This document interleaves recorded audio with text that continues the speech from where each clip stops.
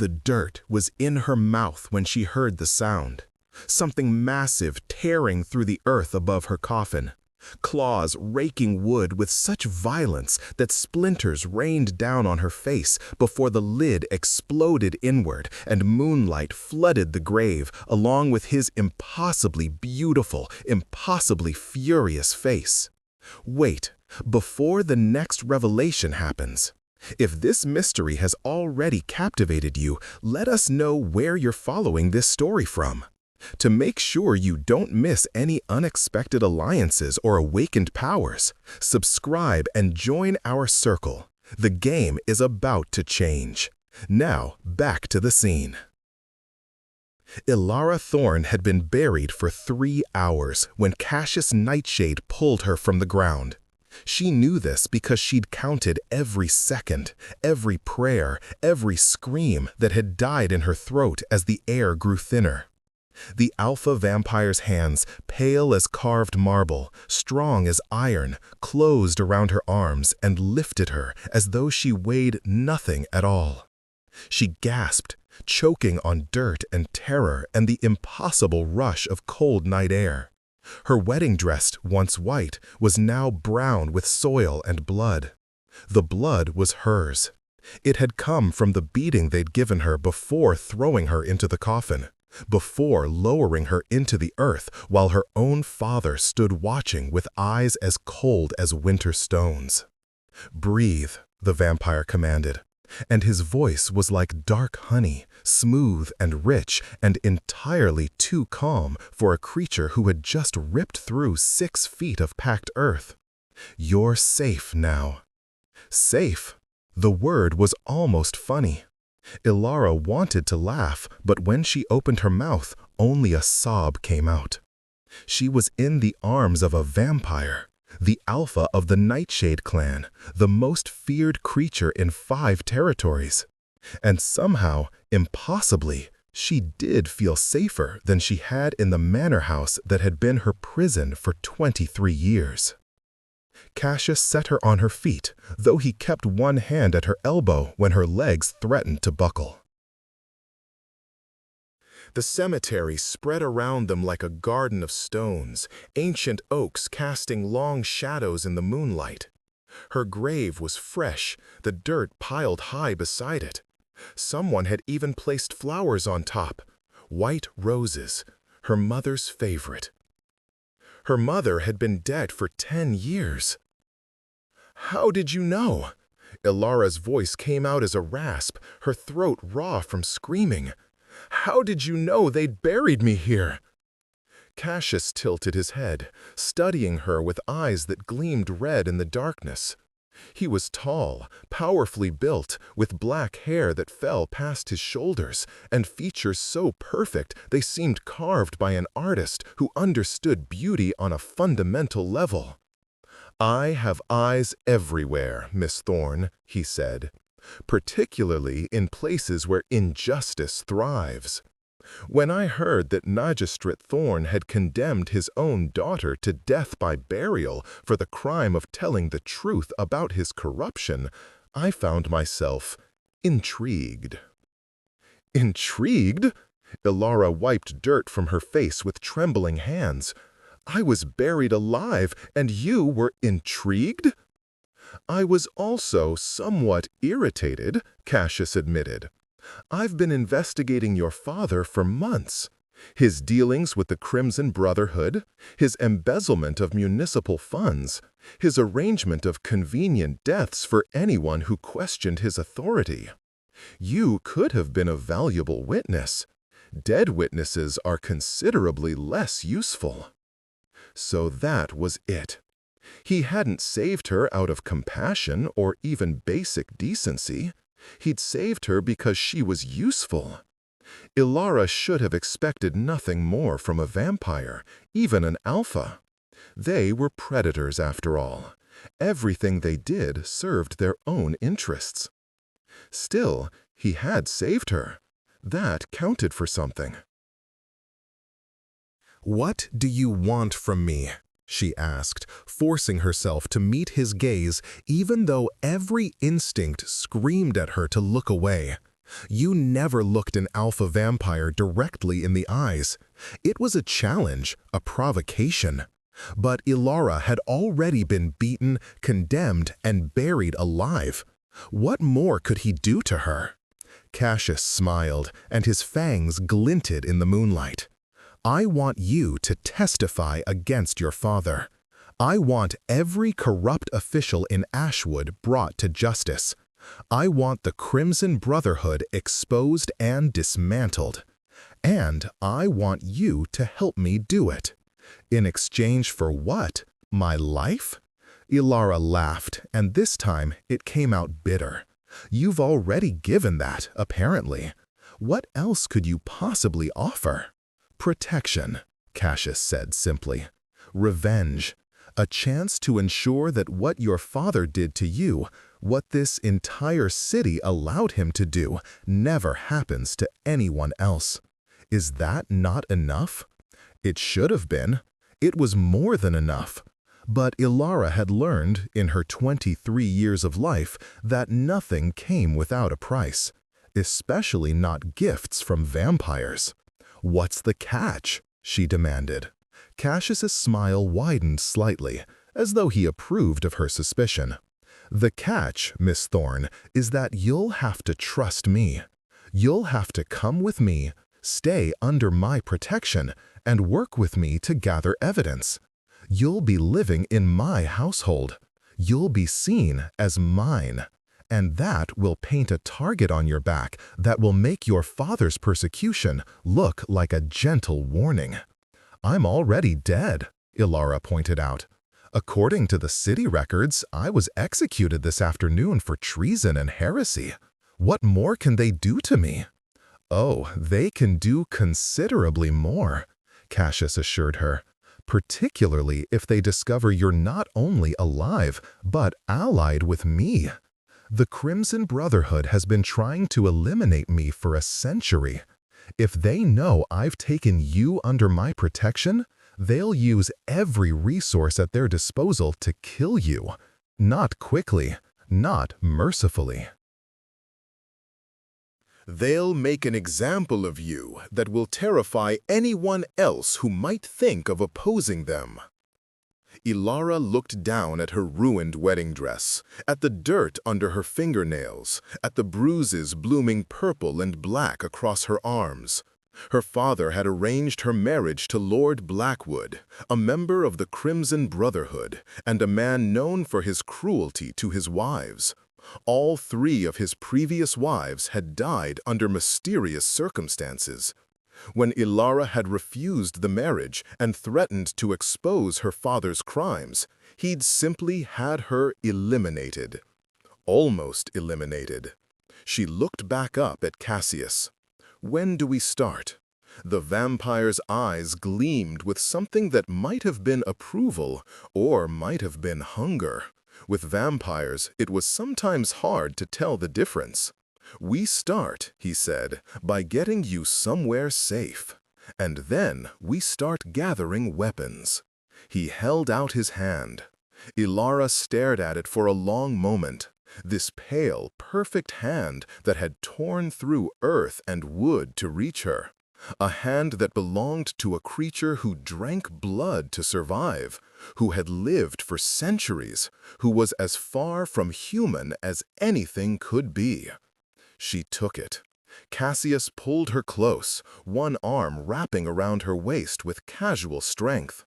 Hold tight, he murmured, and then the world blurred into shadows and speed as he ran, moving faster than any horse, faster than wind, carrying her away from the cemetery and the life that had tried to end her.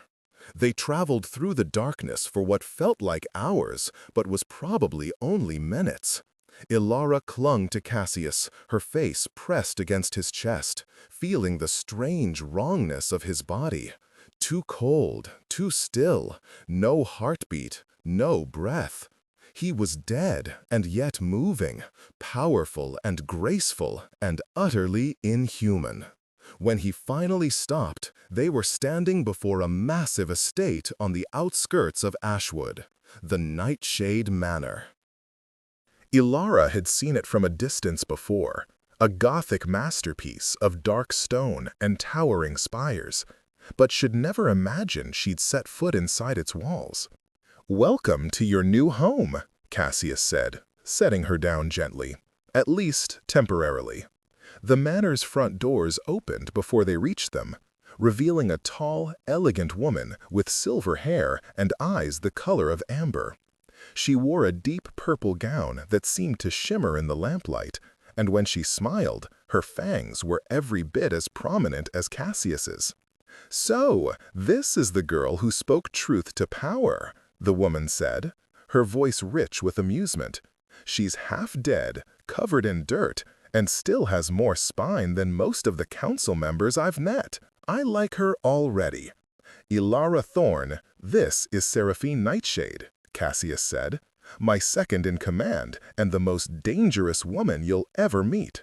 Seraphine, please see that Miss Thorn is given a room, a bath, and anything else she requires. And send for Dr. Blackwell. She needs medical attention." Seraphine's eyes narrowed as she took in Ilara's condition more carefully. "Who did this to you, child?" "My father's men," Ilara said quietly. "The magistrate's guards." "I see." Seraphine's voice went cold, and for a moment the temperature in the entrance hall seemed to drop several degrees. "Well, we'll need to have a conversation with the magistrate about proper parenting techniques. Perhaps a demonstration involving burial and grave dirt." Despite everything, Ilara felt a smile tug at her lips. "That sounds fair." "Oh, I like her very much," Seraphine declared, linking her arm through Ilara's and guiding her into the manor. "Come along, dear. Let's get you cleaned up and fed. You look like you could use a proper meal and about 12 hours of sleep." As they walked through the manor's corridors, Ilara caught glimpses of luxury beyond anything she'd known in her father's house. Marble floors, crystal chandeliers, artwork that probably cost more than her father embezzled in a year. But there was also warmth here, a lived-in quality that her father's cold, perfect manner had always lacked. Servants, human servants, Ilara noted with some surprise, moved through the halls with easy efficiency. They nodded respectfully to Seraphine, but didn't seem afraid. That alone told Ilara something important about the Nightshade clan. Her father's servants had always moved with the stiff, terrified precision of people expecting punishment at any moment. Seraphine led her to a suite of rooms on the 3rd floor. The bedroom was larger than Ilara's entire childhood room, with a massive 4-poster bed draped in deep blue silk, a fireplace already crackling with warmth, and windows that overlooked the estate's sprawling gardens. "The bathing room is through that door," Seraphine said, pointing. "I'll have someone bring up hot water and clean clothes. Dr. Blackwell will be here within the hour. Is there anything specific you need, aside from the obvious?" Ilara looked down at herself, at the dirt and blood and torn fabric. "A new dress would be helpful. This one is rather beyond repair." "I should think so. It's a wedding dress, isn't it?" Seraphine's eyes glinted with dark humor. "Were you being married or buried? With your father, I suppose the two might have amounted to the same thing." "Both," Ilara admitted. "The wedding was supposed to be tomorrow. When I refused, my father decided to skip straight to the burial." Seraphine's expression hardened. "Your father is a fool, a cruel, short-sighted fool who's going to learn what happens when you throw away something precious." She touched Ilara's shoulder gently. "You're safe here, child. Whatever Cassius has planned, and he always has a plan, you're under Nightshade protection now. That means something." "Thank you," Ilara said, and meant it. After Seraphine left, Ilara stood in the center of the beautiful room and finally allowed herself to break. She sank to the floor, still wearing her ruined wedding dress, and sobbed. She cried for the hours in the coffin, for the fear and the darkness and the certainty that she would die alone. She cried for her mother, who had died trying to protect her from her father's cruelty. She cried for the girl she'd been, who had believed that truth and justice mattered, who had thought that speaking up would change something. That girl was dead now, buried in the cemetery along with her innocence. The girl who rose from the floor an hour later, who stripped off the wedding dress and left it in a pile on the marble, who stepped into the bath that servants had prepared and scrubbed the dirt from her skin until she bled, was someone different, someone harder, someone who understood that truth alone wasn't enough. You needed power. You needed allies. You needed to be willing to work with monsters to destroy monsters. Dr. Blackwell arrived as Ilara was drying off, wrapped in a thick robe that someone had left for her. He was an older man, human, with kind eyes and gentle hands. He examined her injuries with professional efficiency, tisking over the bruises and the cracked rib and the cut on her temple that would need stitches. "You're lucky," he said as he worked. "Nothing permanently damaged, though I suspect you'll be sore for several weeks." "I'm alive," Ilara said. "That's lucky enough." Dr. Blackwell smiled sadly. "Indeed. I've treated others who ran afoul of your father, Miss Thorne. Most of them weren't as fortunate. I'm glad Lord Nightshade reached you in time." "How long have you worked for the Nightshades?" Ilara asked, curious despite herself. 20 years, Dr. Blackwell said. "They found me when I was trying to set up a clinic in the lower city, where your father and his associates had banned medical care for the poor, said it encouraged laziness and dependence. The Nightshades funded my clinic, protected it, and ensured that anyone who needed care could receive it. I've been in their service ever since." Ilara absorbed this information, trying to reconcile it with everything she'd been taught about vampires. They were monsters, parasites, creatures of evil who preyed on humanity. That's what the priest said. That's what her father had always claimed. But her father was a liar and a murderer. Perhaps he'd been lying about this too. After Dr. Blackwell finished and left, Ilara found clean clothes laid out on the bed. Simple garments, a soft linen shirt, dark trousers, sturdy boots. Nothing like the elaborate dresses her father had insisted she wear. These were practical clothes, clothes for someone who had work to do. She dressed and made her way downstairs, following the sound of voices. She found Cassius and Seraphine in what appeared to be a study, surrounded by papers and maps and what looked like surveillance reports. "Ah, Miss Thorne," Cassius said, looking up. "Feeling better?" "Better is relative," Ilara said. "But I'm clean, patched up, and ready to work. You said we needed to gather weapons. I assumed you meant evidence, not actual weapons." "Both, actually," Seraphine said cheerfully, "though primarily evidence. We've been building a case against the Crimson Brotherhood for years. Your father's corruption is just one piece of a much larger puzzle. But you're the piece that can tie everything together." Cassius gestured to a chair. "Sit. Tell me everything you know about your father's activities, his meetings, his associates, his financial dealings. Every detail matters." Ilara sat and began to talk. She told them about the late-night meetings her father held in his study, about the ledgers she'd glimpsed that showed money flowing in from unknown sources and flowing out to pay off judges and city officials. She told them about the Crimson Brotherhood gatherings, about Lord Blackwood and his taste for cruelty, about the whispered conversations she'd overheard about the harvest and the shipments. "Shipments?" Cassius leaned forward, his red eyes intense. "What kind of shipments?"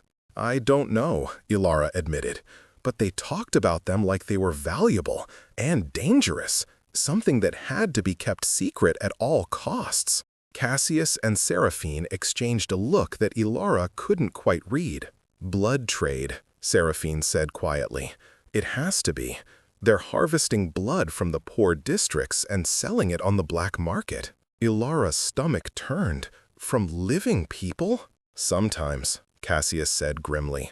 "Sometimes from people who don't survive the process. It's illegal, obviously. It's also incredibly profitable, and it would explain why the Crimson Brotherhood has been so aggressive about controlling the lower city. They need a steady supply of victims who won't be missed. But you're vampires, Ilara said, confused. Don't you, wouldn't you? Need blood? Yes, Cassius said, but we take it ethically, consensually, from willing donors who are well compensated and carefully monitored to ensure their health.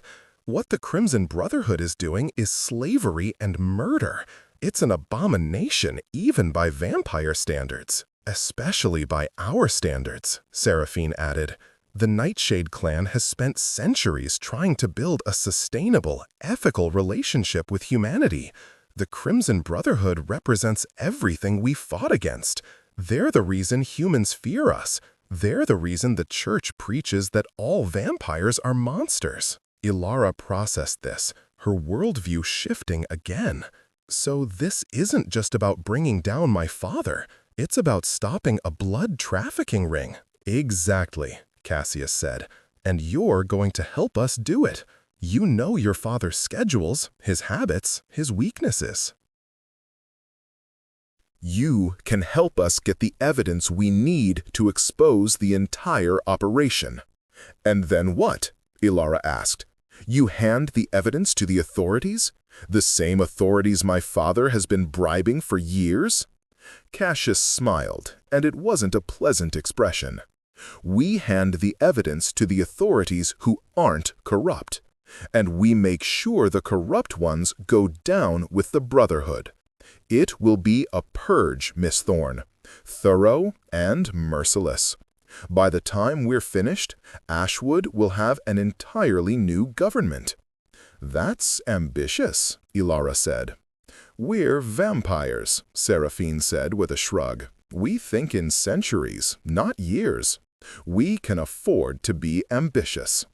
They worked through the night, Ilara providing every detail she could remember, while Cassius and Seraphine cross-referenced her information with their own intelligence.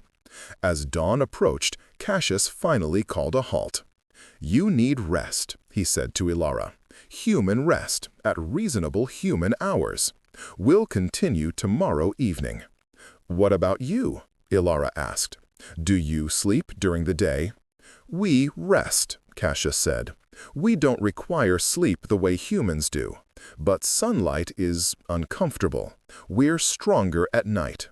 Ilara wanted to ask more questions, 1,000 questions about what it meant to be a vampire, how they lived, what they felt. But exhaustion was finally catching up with her.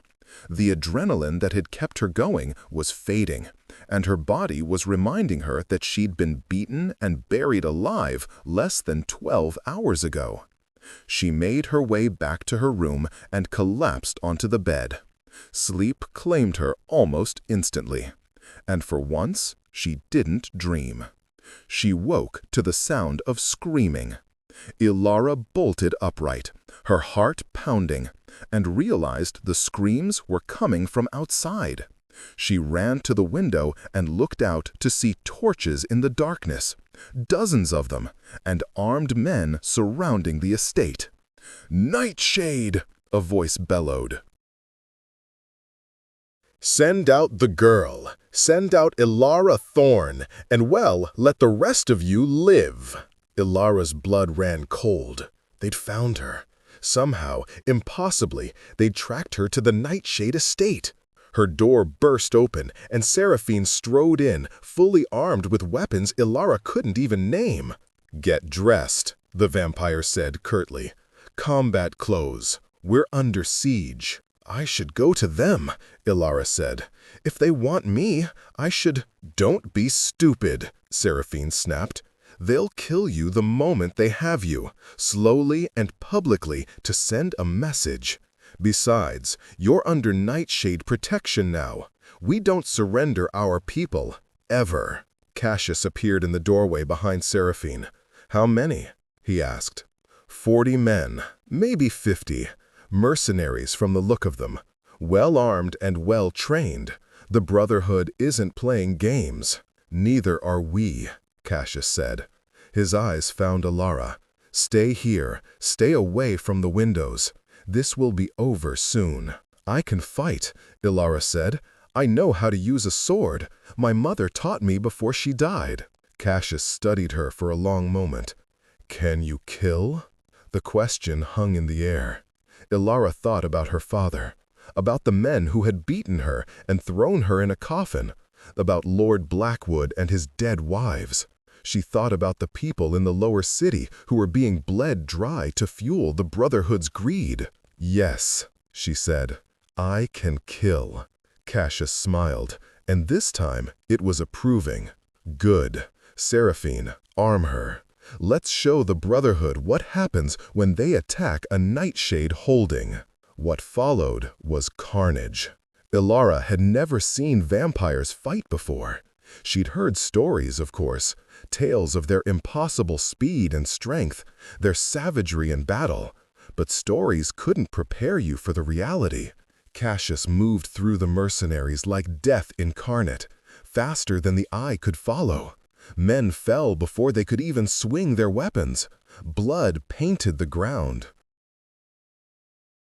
And through it all, the alpha vampire didn't make a sound. He was silent and efficient and utterly terrifying. Seraphine was different. She laughed as she fought, a wild, joyous sound that was somehow more frightening than Cassius' silence.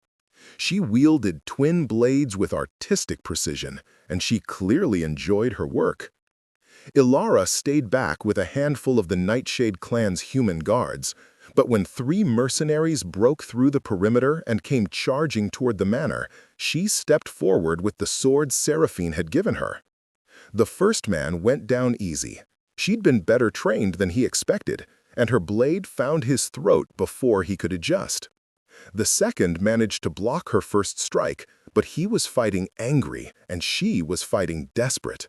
Desperate won. The third man was smarter. He recognized that she knew what she was doing, and he fought cautiously, looking for an opening. He never found it.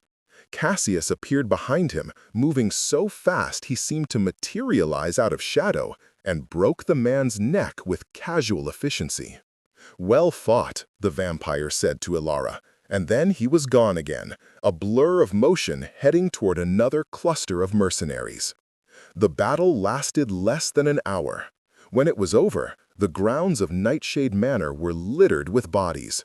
The mercenaries who had survived, and there weren't many, had fled into the darkness.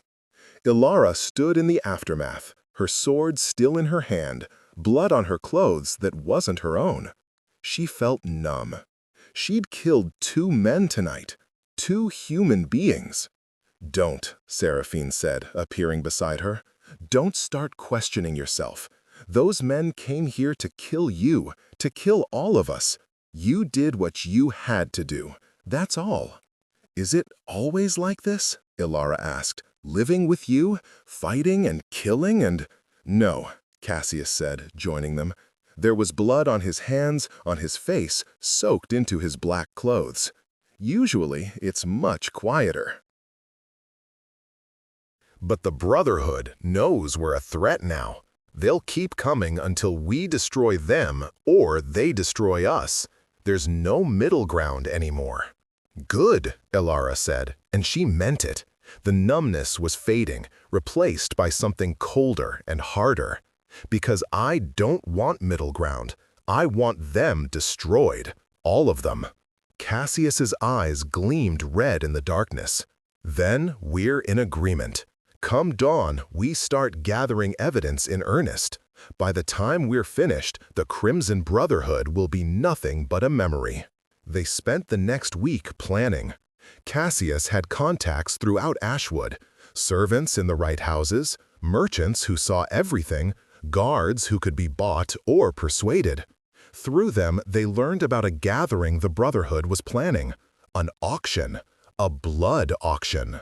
"They're selling harvested blood to foreign vampires," Seraphine explained, spreading a map across the table in Cassius' study. "Vampires from territories where ethical feeding isn't enforced, where they don't care how the blood was obtained. It's scheduled for 3 days from now in the old warehouse district. If we can document the auction, if we can prove the Brotherhood's involvement, we'll have everything we need," Cassius said. But it's going to be dangerous. The warehouse will be heavily guarded, and your father will likely be there, Ilara. Are you ready for that? Ilara thought about the last time she'd seen her father, standing beside her open grave with no expression on his face at all. No regret, no hesitation, just cold calculation. "I'm ready," she said. The night of the auction, they went in, silent and swift. Cassius, Seraphine, Ilara, and a dozen of the Nightshade clan's best fighters. They moved through the warehouse district like ghosts, avoiding the Brotherhood's patrols. The warehouse itself was massive, a converted factory building with high ceilings and rows of support pillars. From their position in the rafters, Ilara could see everything. The stage where the blood was displayed in crystal containers. The vampires gathered below, wealthy and cruel and utterly unconcerned with where their refreshment came from. And there, standing beside Lord Blackwood, was her father.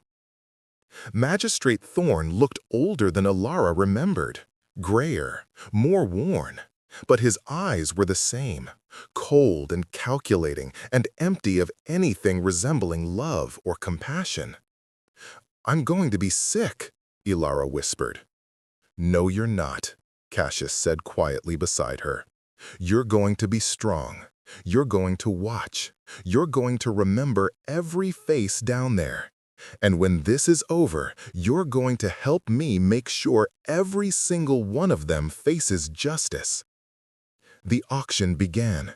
Lord Blackwood stood on the stage and spoke about the quality of the merchandise, about the careful harvesting process, about the affordable prices. He was selling human blood like it was wine, like the people it had been taken from were nothing but livestock. Ilara felt rage building in her chest, hot and fierce and righteous. This was why she'd spoken up. This was why she'd been willing to die rather than marry into this evil. Because somewhere in Ashwood, people were being drained of blood to fuel this obscene trade, and her father was making it possible. "Now," Cassius said. The Nightshade fighters dropped from the rafters. Chaos erupted.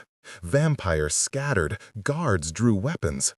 And in the center of it all, Cassius Nightshade walked calmly toward the stage where Magistrate Thorn stood frozen in shock. "Magistrate," Cassius said, his voice carrying through the warehouse, "I believe we need to have a conversation about your business practices and about what happened to your daughter."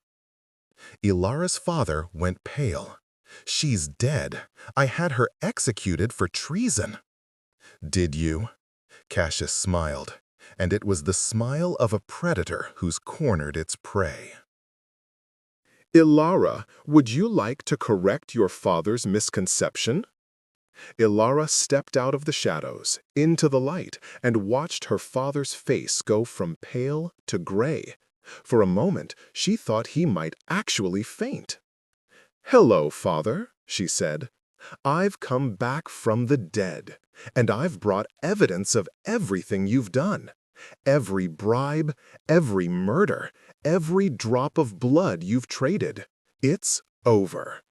Her father's shock lasted only a moment before his expression hardened. "You have no proof. No one will believe a hysterical girl over a respected magistrate." "No?" Cassius held up a small device, a recording crystal, common enough in magical households. "Then I suppose they won't believe this either? Or the financial records we've obtained? Or the testimony of the dozen witnesses we've gathered? Or the evidence of this very auction happening right now?" Magistrate Thorn looked around the warehouse, at the Nightshade fighters systematically subduing the Brotherhood's forces, at the wealthy vampires being rounded up and restrained, at the crystal containers of blood that proved exactly what had been happening here. His empire was crumbling, and he knew it. "You've destroyed me," he said to Ilara, and his voice was filled with venom. "Your own father, your own blood." "You destroyed yourself," Ilara said. "I just made sure everyone else knew about it." What happened next occurred so fast that Ilara barely had time to register it. Her father lunged toward one of the guards, grabbed the man's weapon, and fired directly at Ilara.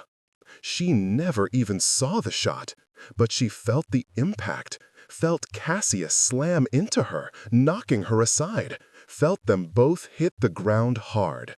When she opened her eyes, the vampire was lying on top of her, and there was blood spreading across his shirt. "No," Ilara breathed. "No, Cassius." "I'm fine," he said, though his voice was strained.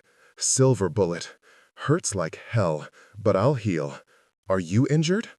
"You took a bullet for me," Ilara said, stupidly. "You actually? Of course I did," Cassius said, as if it were the most obvious thing in the world. "You're under my protection. That means something." Seraphine appeared above them, her expression murderous. "Where is he? Where's the magistrate?" "Ran," one of the Nightshade fighters reported. "Out the back. We're pursuing." "I'll find him," Ilara said, getting to her feet. "He's my father. This is my responsibility." "Ilara!" Cassius tried to stand, but the silver bullet had done its work. He was too weak to follow. "Trust me," Ilara said, meeting his eyes. "You asked me to trust you when you pulled me from that grave. Now I'm asking you to trust me." She ran before he could argue, following the path her father had taken. Out the back of the warehouse, into the maze of alleys and abandoned buildings that made up the warehouse district. She could hear him ahead of her, his breath ragged, his footsteps uneven. She caught up with him in a dead-end alley, surrounded by high walls and locked doors. He spun to face her, and in his hand he still held the guard's weapon. "Don't come any closer," he warned. "Or what?" Ilara asked. "You'll kill me? You already did that. You buried me alive, remember? You betrayed your family," her father spat. "You betrayed everything I built, everything I worked for. You built a criminal empire on the suffering of innocent people," Ilara said. "You call that something to be proud of? You murdered your own daughter rather than face the consequences of your actions, and now you're going to answer for it all." "I should have done it properly the first time," her father said, and he raised the weapon. "I should have put a bullet in your head before I closed that coffin." The shot never came.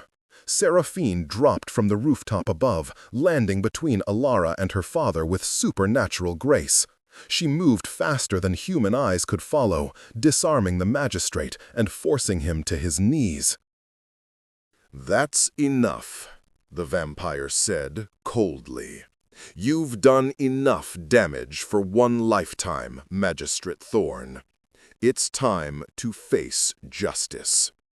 Within the hour, city guards, real city guards, not the ones on the Brotherhood's payroll, had arrived to take custody of the criminals captured at the warehouse. Cassius had contacted the provincial governor directly, bypassing all of Ashwood's corrupt officials. The governor, it turned out, had been looking for an excuse to clean house in Ashwood for years. Magistrate Thorn was arrested. So was Lord Blackwood. So were 24 other prominent members of the Crimson Brotherhood. The blood auction was documented.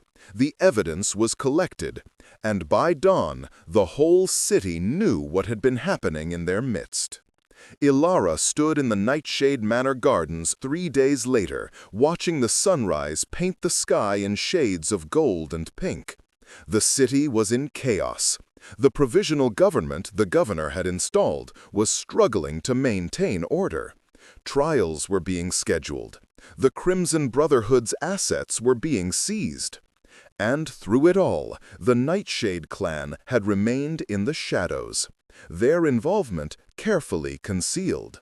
As far as the public knew, the Brotherhood had been brought down by brave whistleblowers and a thorough investigation. No one needed to know about the vampires. You could claim credit, Cassius said, appearing beside her. He'd healed from the silver bullet wound, though Ilara knew it had been painful. You could tell the world what you did.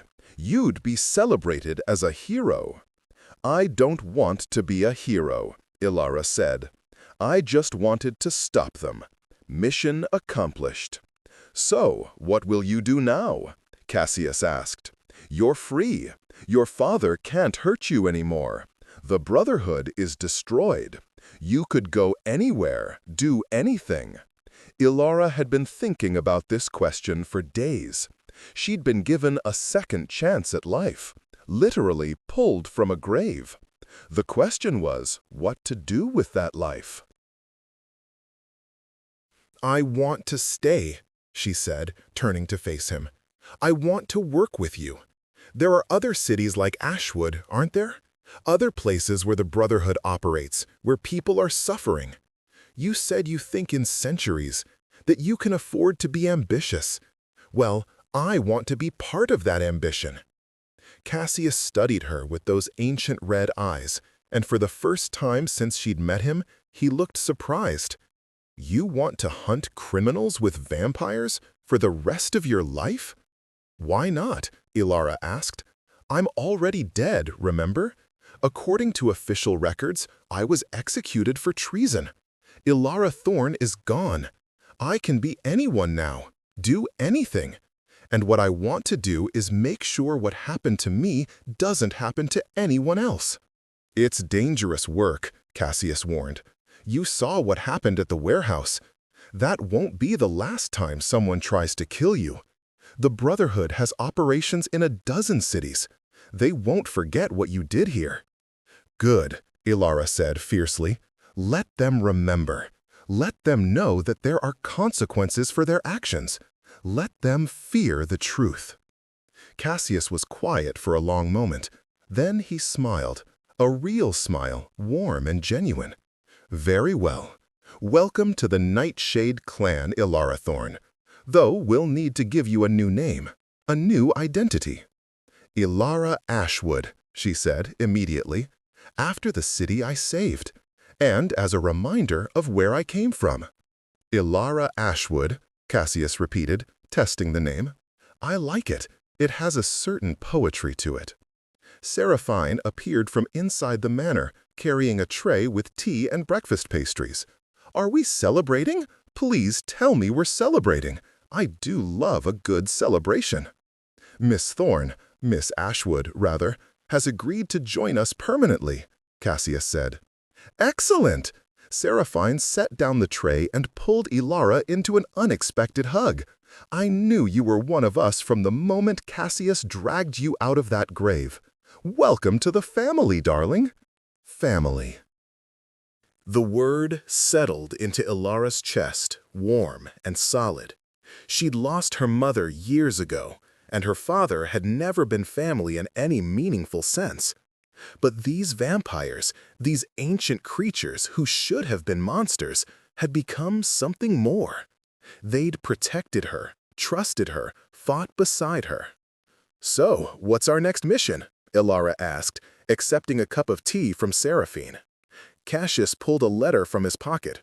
The governor wants to meet with us, privately. Apparently, Ashwood wasn't the only city with a corruption problem. He's requesting our assistance in several other territories. The Nightshade clan is going legitimate, Seraphine said with a laugh. Who would have thought? We're becoming government contractors. We're becoming what we've always been, Cassius corrected. Protectors, hunters of those who prey on the innocent. The only difference is that now we have official sanction to do it. And what about the people who need protection from vampires? Ilara asked. The ones who fear you. That's where you come in, Cassius said. A human face for our operations. Someone who can move in circles where vampires can't. Someone who understands both worlds. He paused. Someone who was buried alive for speaking the truth and came back stronger. Ilara thought about the girl she'd been 3 days ago. Terrified, desperate, alone in a coffin under 6 feet of earth. That girl was gone. In her place was someone who had looked death in the face and decided to fight back. "When do we leave?" she asked. Over the following weeks, Ilara threw herself into training. Seraphine taught her advanced combat techniques, how to fight multiple opponents, how to use the weapons the Nightshade clan favored. Cassius taught her investigation skills, how to gather evidence, how to read people and situations. She learned the clan's codes and protocols, their history and their laws. She also learned about the vampires themselves. About how they lived, how they fed, how they governed their communities. It was nothing like what she'd been taught in church or by her father. The Nightshade plan operated on principles of consent and mutual benefit. They protected the territories they controlled, maintained order, provided security that human governments often failed to deliver.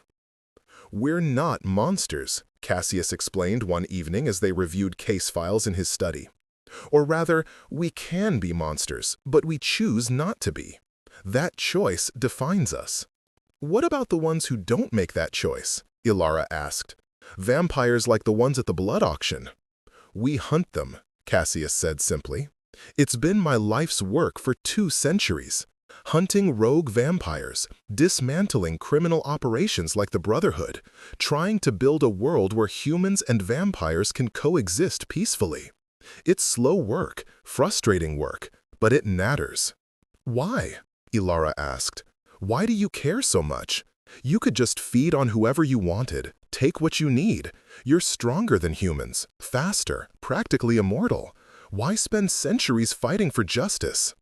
Cassius was quiet for a long moment, staring at the papers on his desk. When he finally spoke, his voice was softer than Ilara had ever heard it. "I was human once," he said, "a very long time ago. And I remember what it felt like to be powerless, to be at the mercy of those stronger than me. When I became a vampire, I swore I would never become the thing I'd feared. I would never use my power to harm the innocent. That oath has guided me for over 300 years. 300 years, Ilara repeated, trying to wrap her mind around that span of time. I can't even imagine. It's both longer and shorter than you'd think, Cassius said with a slight smile. The years blur together after a while, but some moments, some people, they stay sharp and clear. I suspect you'll be one of those people, Ilara Ashwood. There was something in his voice, in the way he looked at her, that made Ilara's breath catch. She had been so focused on survival, on revenge, on the mission, that she hadn't let herself think about the way her heart raced when Cassius was near, the way she found excuses to be in the same room with him, the way his rare smiles made her feel like she'd accomplished something extraordinary. He was a vampire. She was human. It was impossible. Except, was it? Before she could explore that thought, Seraphine burst into the study. "We have a problem. The Brotherhood's northern chapter just put a bounty on Ilara's head. 50,000 gold pieces. Dead or alive, though they're offering double if she's brought in alive." Ilara's stomach dropped. That's enough money to buy a small army. "Exactly," Seraphine said grimly. "Every bounty hunter, mercenary, and desperate criminal in 5 territories will be looking for you now. We need to move. We need to get you somewhere safer." "No," Ilara said firmly. "We're not running. That's what they want. They want me afraid and hiding. I won't give them that satisfaction." "Ilara," Cassius began. "You said I was under Nightshade protection," Ilara interrupted. "You said that meant something. So let's prove it. Let the Brotherhood send their hunters. We'll be ready." Cassius and Seraphine exchanged a look. Then Cassius nodded slowly. "Very well, but we do this smart. We don't just defend. We set a trap. We use the bounty to draw out the Brotherhood's leadership and finish what we started in Ashwood." "Now you're talking," Seraphine said with a fierce grin. "I do love a good trap." They spent the next 2 days preparing. Cassius leaked information about Ilara's location, false information, but believable enough to draw out the hunters. They fortified the manor, positioned fighters in strategic locations, and prepared for the inevitable assault. The hunters came on the third night. Not a disorganized mob like the mercenaries who'd attacked before, but a coordinated force of professional killers. They moved in teams, covering each other's advances, using tactics designed specifically to counter vampire abilities. "They've done this before," Cassius observed from the manor's tower as he watched them approach. "These aren't amateurs. The Brotherhood hired specialists." "Good," Ilara said, standing beside him with weapons strapped across her back. "Let's show them why that was a mistake." The battle was fierce and brutal. The hunters had brought silver weapons, holy water, even sunlight bombs designed to create brief flashes of daylight that could weaken or injure vampires. They were prepared for everything. Everything except Ilara. She moved through the chaos with cold precision, using the skills Seraphine had taught her. She wasn't as strong as the vampires or as experienced as the hunters, but she was smart, and she was angry, and she fought like someone with nothing left to lose. When one of the hunters cornered her in the manor's library, demanding she surrender, she smiled. "You want the bounty?" she asked. "Come and collect it." He rushed her. She sidestepped, used his momentum against him, and put her blade through his throat. He went down, choking, and Ilara stepped over his body without a second glance. She'd killed 5 men by the time Cassius found her, standing in the middle of the manor's entrance hall, surrounded by bodies and breathing hard. "Are you hurt?" he asked, his eyes scanning her for injuries. "I'm fine," Ilara said. "They weren't as good as they thought they were." "No," Cassius agreed, "but they were good enough. We lost 2 of our people tonight. 3 more are injured." The information hit Ilara like a physical blow. People had died protecting her. People who'd welcomed her into their clan, who'd treated her like family. "This is my fault," she said. "No," Cassius said firmly. "This is the Brotherhood's fault. They put the bounty on you. They sent the hunters. You're not responsible for their evil, Ilara. You're only responsible for stopping it." "Then let's stop it," Ilara said. "You said we could use the bounty to draw out their leadership, so let's do it. Let's end this once and for all." The plan was audacious and probably insane. Ilara would let herself be captured by a bounty hunter they'd turned to their side. She'd be brought to the Brotherhood's northern headquarters, where she'd gather intelligence and sabotage their operations from the inside, while Cassius and the Nightshade clan prepared a full assault. "It's too dangerous," Seraphine protested. "If they realize you're a plant, they'll kill you slowly, very slowly." "That's why I need to be convincing," Ilara said, "and I will be, because I'm terrified, I'm angry, I'm grief-stricken over the people we lost tonight.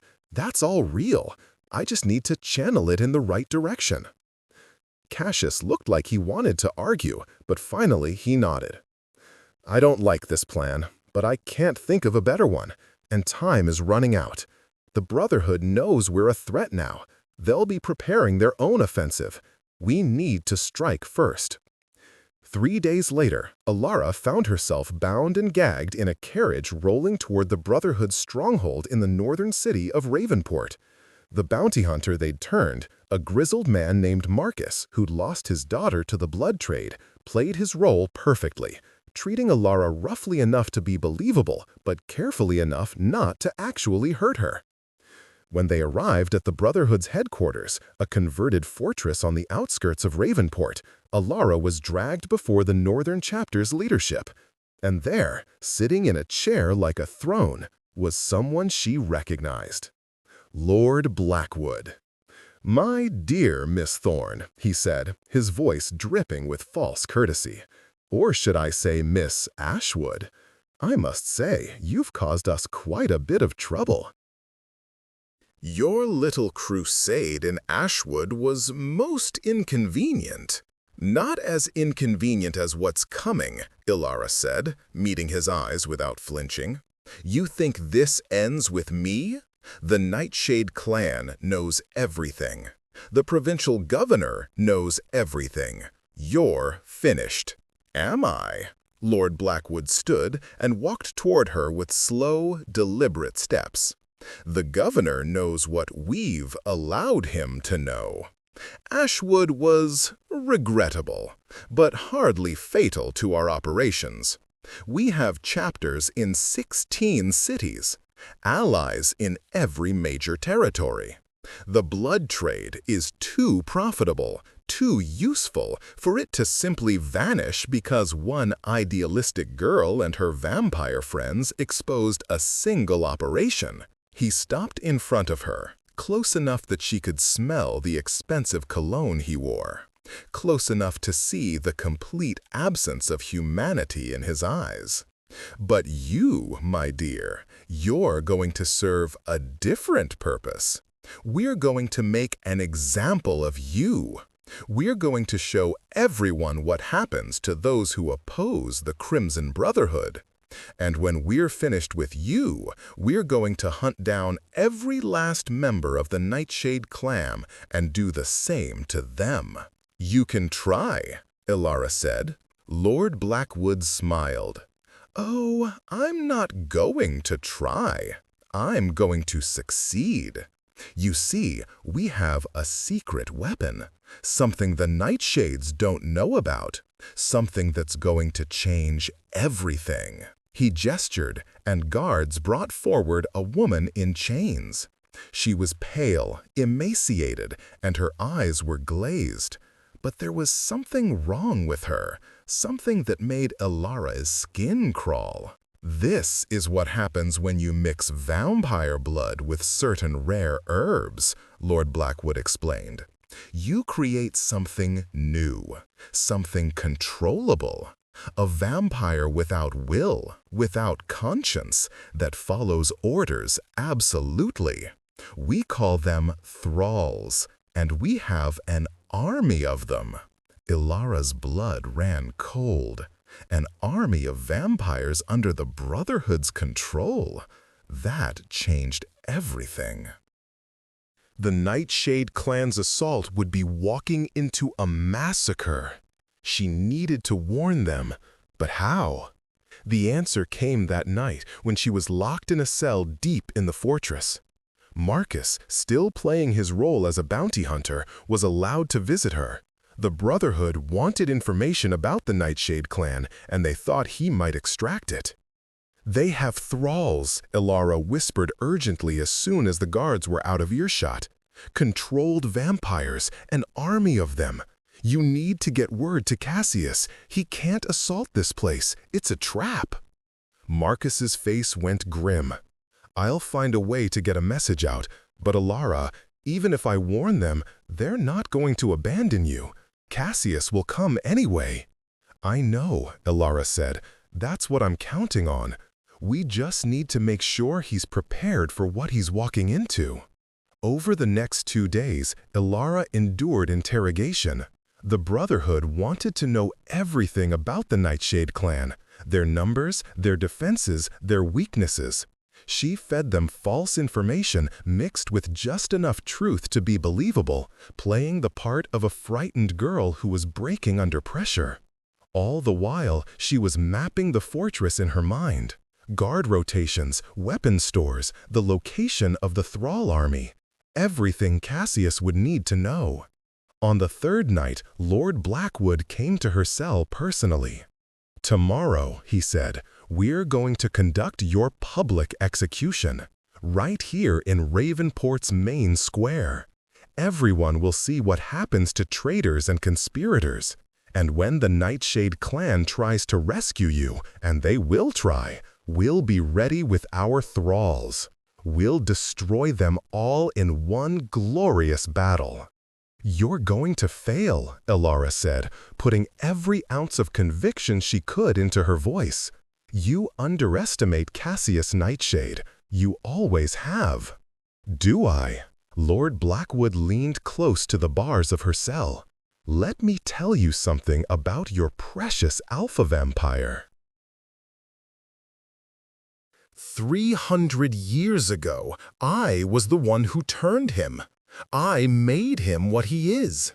And I've been waiting centuries for the chance to destroy what he's built. Tomorrow, I finally get that chance. And you, my dear, are the perfect bait. He turned and walked away, leaving Ilara alone with the horrifying revelation. Lord Blackwood was Cassius's maker. He'd been playing a long game, and she was just a piece on the board. Except she didn't have to be. When Marcus made his final visit that night, supposedly to gloat about the bounty he'd earned, Ilara whispered her plan. It was desperate and dangerous and relied on perfect timing. But it was the only chance they had. "Tell Cassius everything," she said. "Tell him about Blackwood. Tell him about the thralls. And tell him I trust him. No matter what happens tomorrow, I trust him to do what's right." The execution was scheduled for noon, when the sun would weaken the vampires but not destroy them completely. Lord Blackwood wanted them to suffer. Ilara was brought to a platform in Ravenport Square, and thousands of people gathered to watch. Most looked frightened. Some looked excited. None looked like they had any power to stop what was about to happen. Lord Blackwood stood beside her, playing to the crowd. "This woman," he announced, "conspired with vampires to undermine human society. She betrayed her own father. She destroyed legitimate businesses and brought chaos to Ashwood. For these crimes, she must pay the ultimate price." The crowd roared its approval. Ilara scanned the faces, looking for any sign of Cassius or the Nightshade clan. Nothing. Had Marcus failed to warn them? Were they not coming? Then she saw it. A flicker of movement on the rooftops. Another in the shadows of an alley. They were here. They were everywhere. Lord Blackwood raised his hand, ready to signal the executioner. "Any last words, Miss Ashwood?" Ilara smiled. "Yes, now! Cassius!" Chaos erupted. The Nightshade clan struck from every direction, moving faster than human eyes could follow. But the Brotherhood was ready. Their thralls emerged from buildings surrounding the square, 100 vampires with dead eyes and no will of their own. The battle that followed was unlike anything Ilara had ever seen. Vampire against vampire, the air thick with supernatural speed and strength. Cassius fought his way toward the platform, cutting through thralls with brutal efficiency. But for every one he destroyed, 2 more appeared. Lord Blackwood laughed. "You see, Cassius? You see what I've built? You thought you could create a better world, a peaceful coexistence between our kind and humans? But I've created an army. I've created power." "You've created slaves," Cassius said, finally reaching the platform. "You've perverted everything we are. But that ends today." "Does it?" Lord Blackwood gestured, and 50 more thralls emerged from the fortress. "You can't win this, Cassius. Even you can't defeat these numbers. Surrender now, and I'll make your death quick." "I'm not here to surrender," Cassius said. "I'm here to free them." He pulled out a vial of dark liquid, the same rare herbs Lord Blackwood had mentioned, but processed differently. "Did you think you were the only one experimenting? The only one seeking to understand the nature of our kind? This will break your control, all of it." He threw the vial to the ground. It shattered, and a dark smoke spread through the square impossibly fast. The thralls breathed it in, and one by one, their eyes began to clear. Confusion replaced the emptiness. Horror replaced the obedience. "No!" Lord Blackwood lunged for Cassius, but Ilara was faster. She'd been working at her bonds throughout his speech, and now they fell away. She grabbed a weapon from a fallen guard and put herself between the two vampires. "This is for my mother," she said. "For everyone you've hurt. For every life you've destroyed with your greed." She pulled the trigger. The weapon, loaded with silver bullets thanks to Marcus, fired true. Lord Blackwood staggered back, silver burning through his chest. You're just a human," he gasped. "I'm the human who brought you down," Ilara said. Cassius moved in then, and what he did to Lord Blackwood was too quick for Ilara to fully see. When it was over, the ancient vampire was dust scattered on the wind, and Cassius stood in his place, breathing hard. Around them, the freed thralls were experiencing a range of emotions: grief, anger, confusion. But they weren't fighting anymore. The Brotherhood's forces, seeing their leader destroyed and their secret weapon turned against them, were fleeing or surrendering. It was over. Seraphine appeared beside Ilara, pulling her into a fierce hug. "You magnificent, crazy, brilliant girl! You actually pulled it off!" "We pulled it off," Ilara corrected. "All of us." Cassius joined them, and for a moment the three of them just stood there in the aftermath of the battle, surrounded by the smoke and chaos and the beginning of something new. The trials that followed took months. The Brotherhood's operations in 16 cities were exposed and dismantled. The blood trade was ended. The corrupt officials who'd enabled it all were removed from power. The freed thralls were given support and rehabilitation, helped to rebuild lives that had been stolen from them. And through it all, Ilara worked alongside the Nightshade clan. She testified at trials. She helped locate victims who needed assistance. She became the public face of the reform movement, the human who proved that cooperation between species was possible. She also fell in love. It happened gradually, over late nights reviewing case files and early mornings planning operations. It happened in quiet moments when Cassius would smile at something she said, or when he'd trust her with a mission that could have gotten her killed. It happened when she realized that the safest Shed ever felt was standing beside a vampire who had lived for 3 centuries. "This is impossible," she told Seraphine one evening, 6 months after the battle in Ravenport. "He's a vampire. He's immortal. I'm going to grow old and die, and he'll still be exactly the same." "Is it impossible?" Seraphine asked gently. "Or is it just difficult? There's a difference, you know. Impossible means it cannot be done. Difficult means it requires courage. What if I don't have enough courage?" "Darling," Seraphine said with a laugh, "you were buried alive and came back to destroy a criminal empire. I think courage is one thing you have in abundance." That night, Ilara found Cassius in the Manor Gardens, the same place where they'd stood months ago when she'd decided to join the clan. "I need to tell you something," she said. Cassius turned, and in the moonlight, he was beautiful in a way that took her breath away. "I'm listening." "I love you," Ilara said, the words coming out in a rush. "I know it's complicated. I know there are 1,000 reasons why this is a terrible idea. I know I'm going to age and die, and you're going to live forever. But I love you anyway, and I needed you to know that." Cassius was quiet for a long moment. Then he crossed the distance between them and cupped her face in his hands. Those same hands that had dug her out of a grave and changed her life forever. "I have loved and lost before," he said softly. "I've watched people I cared about grow old and die.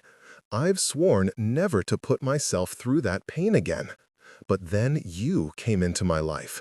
This impossible girl who refused to stay buried, who faced down her own father and an ancient evil and won. And I realized that some things are worth the pain. Some people are worth loving, even if it means losing them eventually. He kissed her then, and Elara felt like she was finally, truly alive. Not the pale existence she'd had before, living in fear of her father and the expectations of a corrupt society. This was real life, full and rich and dangerous and beautiful. When they finally pulled apart, Cassius rested his forehead against hers. "There are ways," he said quietly, "to extend a human life, to slow the aging process. If you wanted, if you were willing, we could have centuries together. Not forever, but a very long time." "Centuries of fighting corruption and hunting criminals?" Elara asked. "And of quiet evenings reading together," Cassius added, "and traveling to places you've never seen, and building something better than what we found. Yes, that sounds perfect," Elara said. "When do we start?" 1 year later, Elara Ashwood stood in the Nightshade Manor gardens once again, but everything had changed. She was no longer a frightened girl who'd been buried alive. She was a hunter, an investigator, a key member of the Nightshade clan. She'd helped dismantle criminal operations in 7 cities. She'd saved countless lives. She'd found a family and a purpose and a love that transcended species and mortality. And she'd done it all by refusing to stay dead. "Ready?" Cassius asked, offering her his hand. They were leaving for their next mission in an hour. Another city, another corrupt system that needed dismantling. The work was never finished. There would always be another fight, another injustice, another truth that needed to be spoken. But Elara was ready. She'd been buried for speaking the truth once. She'd been dug out by an alpha vampire who'd become her partner, her love, her future. And together, they would keep digging, pulling victims from graves both literal and metaphorical, bringing darkness into light, and proving that sometimes the most unlikely alliances create the greatest change. She took his hand, felt his cool fingers close around hers with familiar strength. "Always," she said. And they walked back into the manor together, ready for whatever came next.